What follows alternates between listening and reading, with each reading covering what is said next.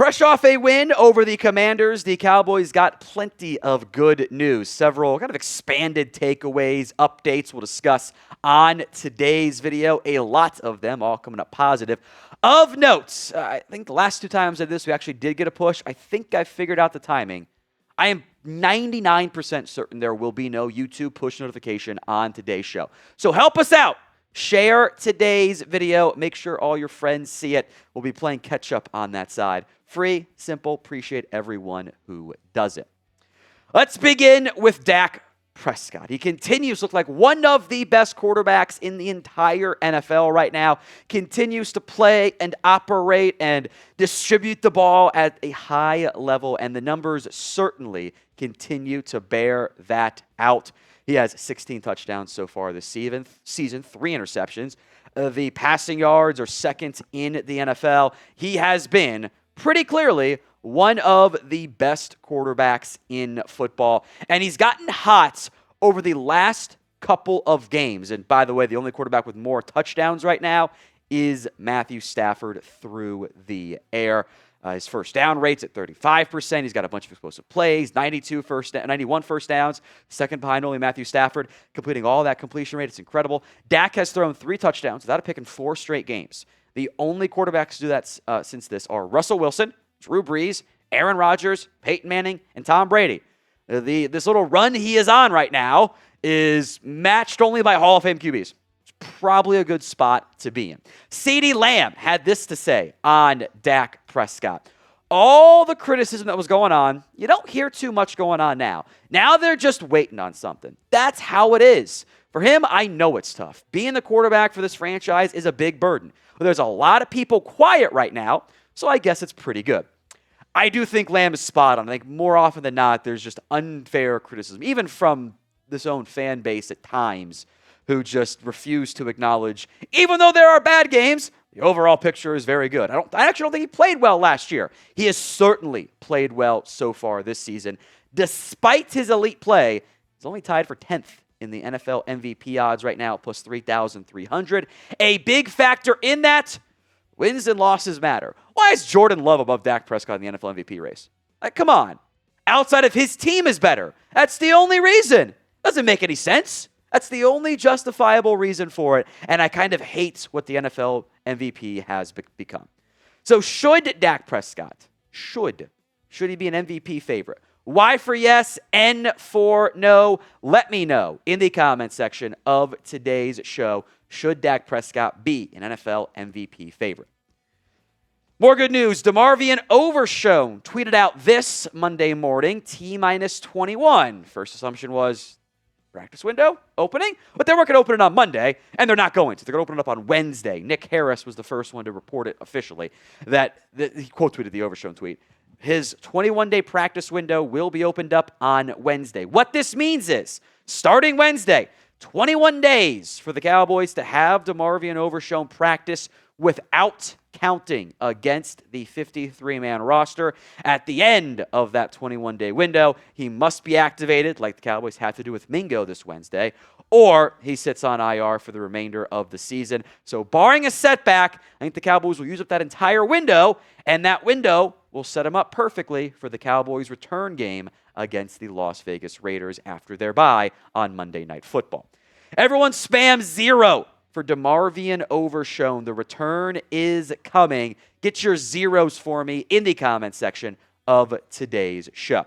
In addition to DeMarvion Overshown, 2 other players are set to have their IR to return window activated. Cooper Beebe, the center, who I think does actually have a shot to play as soon as this upcoming weekend. We'll see how the high ankle sprain responds to the treatment and everything there. His window just now opening. Shavon Revel, the rookie corner, also finally having his window activated after a pretty clear setback back in training camp.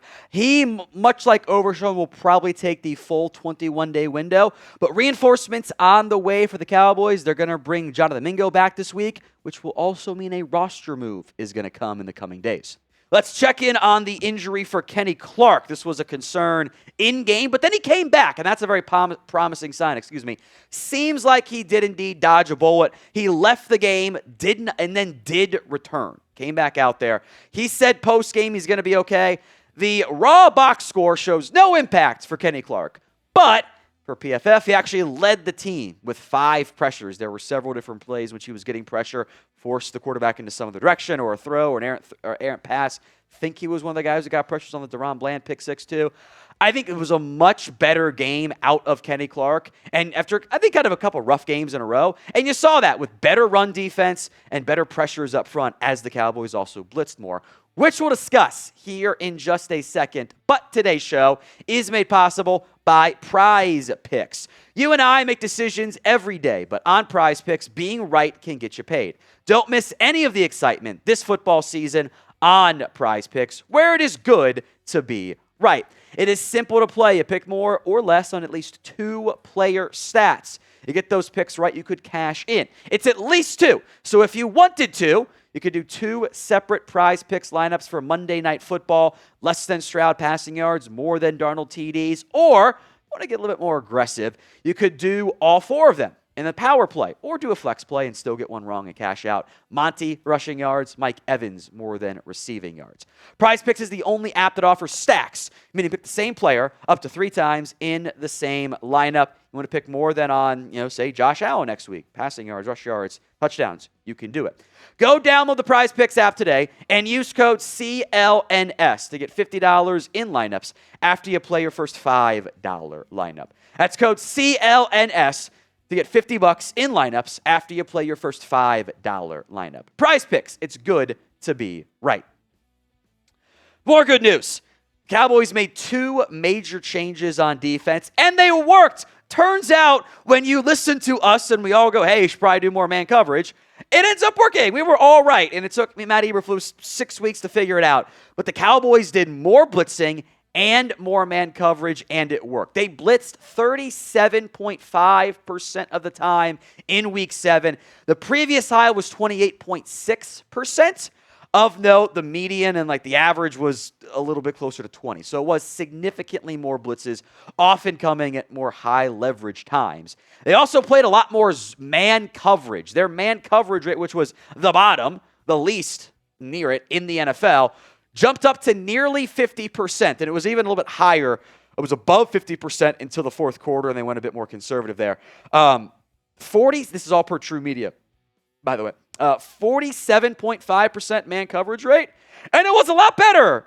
162 yards versus 57 yards allowed. They got 3 sacks in man coverage compared to 1 against zone. No touchdowns allowed. The pick 6 was in zone coverage.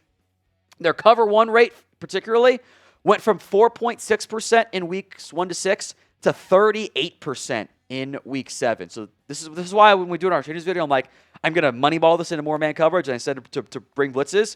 You're going to bring 4. If you're going to bring 5 or 6 guys, you're going to have to play more man in the back end. And it worked. Go figure. Jadeveony Clowney is next up here. I think he had his best game of his stint so far in Dallas against the Commanders. I think the numbers very much bear that out. In 26 snaps, by the way, against the Washington Commanders, he had 5 tackles, 1 sack, got his hands up twice to break up passes. It's not a TFL, it's not a sack, but no gain. It's an impact play. Had a fumble recovery, and a 25% pressure rate. Here's what Clowney said after the game. I was telling Coach I had to go through a little camp when I first got here. Coming off that couch is a little bit different. I feel much better now than I did 2 weeks ago. Just practicing, I feel better. I think I got my feet up under me, and I'm ready to rock, and he let me rock out. Best game so far from Clowney. A little bit slow the first 2 games. Got his snap counts up a little bit as well.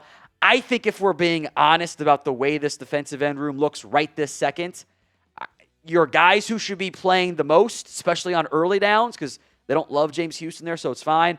I think that's Clowney and Ezaraku, and then you can rotate in Fowler and James Houston as some additional pass rush help.